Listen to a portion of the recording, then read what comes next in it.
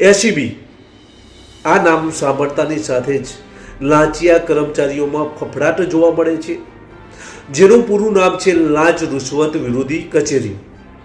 આ કચેરીમાં લાંચિયા કર્મચારીઓ વિરુદ્ધ ફરિયાદ નોંધવામાં આવે છે ને ત્યારબાદ તેઓને એન્ડ ટુ એન્ડ પૈસા આપતા એસીબીની ટીમ ઝડપી લે છે. પરંતુ આજે કંઈક અલગ પ્રકારનો બનાવ બન્યો છે, જેમાં લાંચ આપનાર વ્યક્તિને એસીબીએ ઝડપ્યો છે. તેની આજે વાત કરવી છે. નમસ્કાર, ક્રાઇમ આવાજ ન્યૂઝમાં તમારું સ્વાગત છે અને હું છું તમારું નાનજીભાઈ ઠાકોર.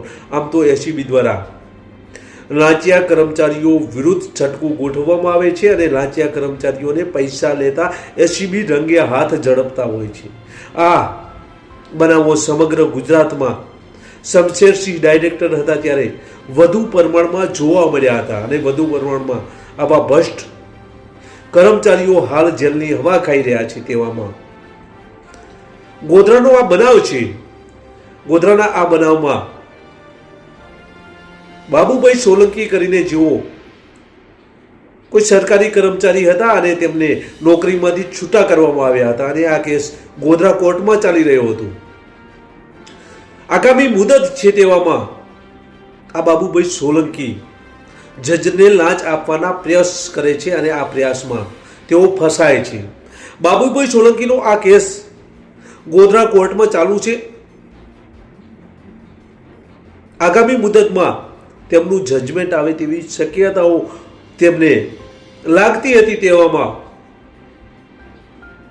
એક બંધ કવરમાં 35,000 રૂપિયાની લાંચ તેઓ જજને આપવા માટેના પ્રયાસ કરે છે અને જ્યારે આવો પ્રયાસ થાય છે ત્યારે જજ પણ આ બંધ કવર ખોલે છે ત્યારે અંદરથી 35,000 રૂપિયા નીકળે.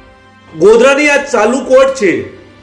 ચાલુ કોર્ટમાં બાબુભાઈ સોલંકી કે જેઓનો કેસ ચાલી રહ્યો છે ને તેના ફેવર હુકમ કરવા માટે બંધ કવરમાં 35,000 રૂપિયા બોર્ડ ઉપર મોકલે છે ત્યારે ત્યાંના જજ આ બંધ કવર તમામની હાજરીમાં ખુલે છે અને ખુલ્યા બાદ તેમાંથી 35,000 રૂપિયા નીકળે છે. આ પૈસા નીકળતાની સાથે જ એસીબી દ્વારા આ લાંચ આપનાર વ્યક્તિની ધરપકડ કરવામાં આવે છે. તેના વિરુદ્ધ ગુનો દાખલ કરવામાં આવે છે. આપણે અગાઉ ઘણા કેસો એવા જોયા છે કે જેમાં લાંચ લેનાર જે વ્યક્તિ છે, જે કર્મચારી છે, જે અધિકારી છે તે ઝડપાતું હોય છે, પરંતુ આજે લાંચ આપનાર વ્યક્તિ પણ ઝડપાયો છે. સમગ્ર પંથકમાં અરેરાટી વ્યાપી છે, કારણ કે આ પ્રથમ વખત ઘણા સમય બાદ લાંચ આપનાર વ્યક્તિ ઝડપાયો છે. બાબુભાઈ સોલંકી વિરુદ્ધ ગુનો દાખલ કરવામાં આવ્યો છે એસીબી દ્વારા.